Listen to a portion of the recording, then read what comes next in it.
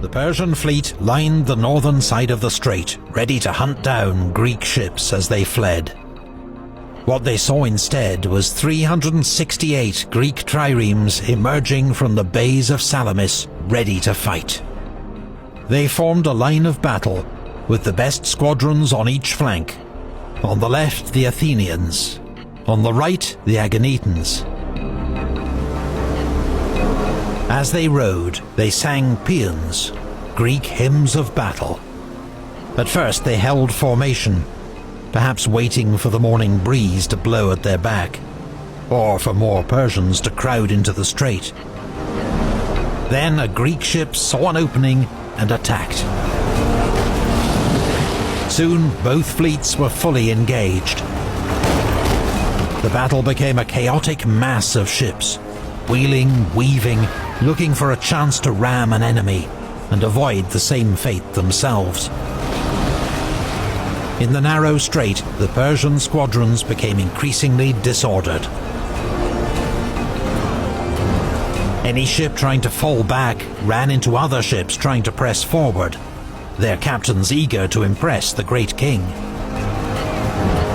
What's more, the Persian oarsmen had been rowing all night and soon began to tire. The Greeks were fresh and fighting for their freedom. The Phoenician squadron suffered heavy losses at the hands of the heavy Greek triremes. Some Phoenician captains, who'd abandoned their ships and made it to shore, were brought before Xerxes. They blamed the unfolding disaster on the cowardice of their allies, the Carians and Ionians. Just at that moment, Xerxes saw an Ionian ship ram an Athenian trireme, before it was rammed in turn by an Aeginetan ship. Undaunted, the Ionian marines counterattacked, boarding and taking the Aeginetan ship. After observing this evidence of Ionian bravery, Xerxes ordered that the Phoenician captains be taken away and executed. Wrecked ships, floundering men and corpses clogged the strait, as the battle turned decisively against the Persians. Aeschylus, the playwright, who almost certainly fought in the battle, compared the Greeks killing Persians to fishermen spearing tuna.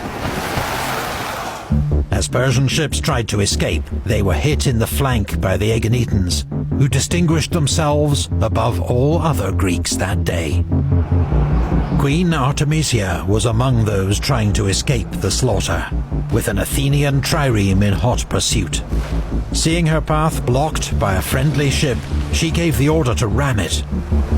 When the Athenian captain saw this, he thought he must be pursuing an allied ship, and went looking for other prey. The remnants of the Persian fleet streamed back to Phaleron.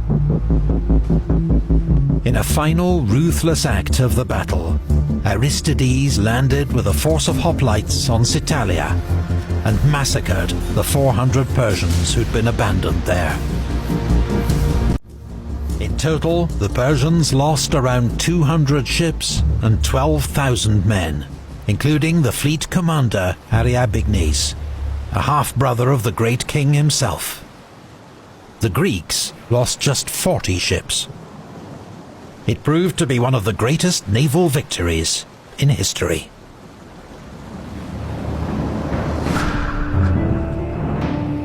Our land bewails the men she bore, slaughtered for Xerxes, who has fed hell's hungry jaws with Persian dead.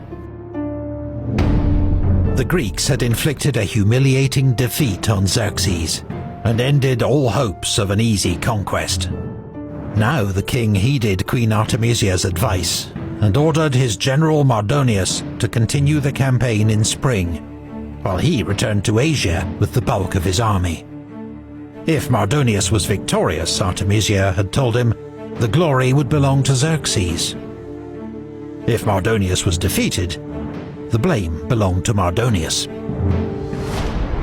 But there was no victory for Mardonius.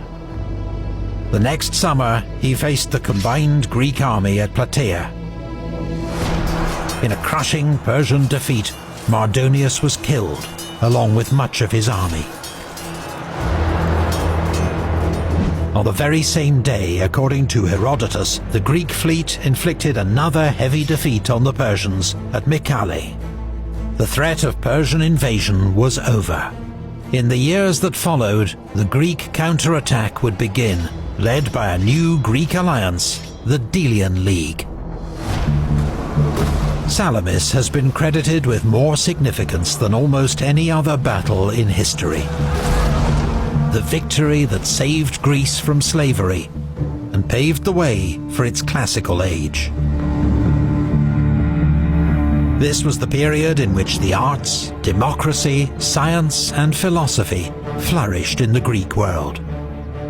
Thus, Salamis has been hailed as the battle that saved the cradle of Western civilization.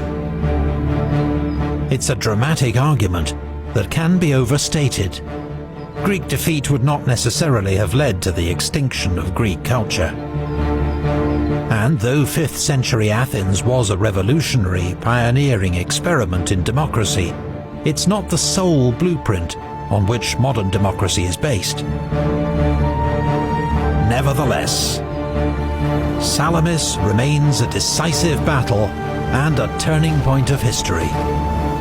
And thanks to Herodotus, it survives as one of history's oldest examples of a heroic struggle against the odds and struggle for freedom.